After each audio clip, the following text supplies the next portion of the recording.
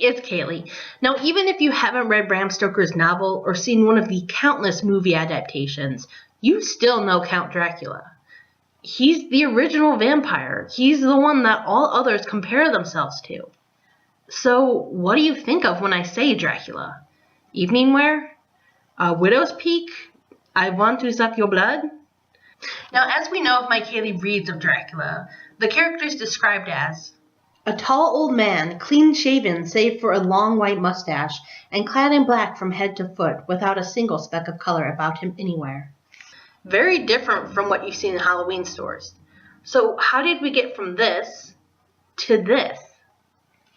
What most people picture is based on Bela Lugosi's portrayal of Dracula in the 1931 black and white Universal film.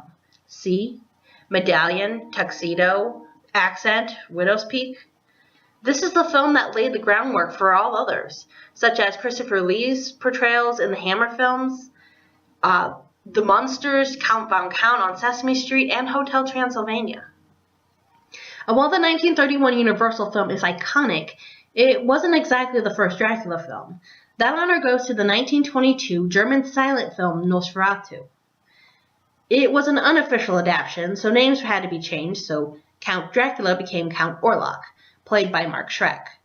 Now remember how I said it was an unofficial adaptation? Not long after its release, the film was sued by Stoker's heirs, and a court ruled that all copies be destroyed.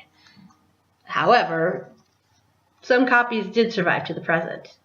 By the way, you might have noticed that Count Orlok looks very different from other vampires. This is because vampires haven't always been viewed as these beautiful beings. In some of the original folklore, vampires were more demon-like than human, and in others, they were basically described as walking corpses, being plump with the newly drunken blood of their victims. And while these undead creatures were described as having longer hair, teeth, and nails, as if they had grown, it wasn't until 1953 that vampire fangs appeared in the movies. Yes, it's true. The first work to portray Dracula with vampire fangs was a Turkish film called Dracula Istanbul'da, or Dracula in Istanbul in English. It's kind of strange how one of the most iconic and key features of vampires have only been around for 60-some years.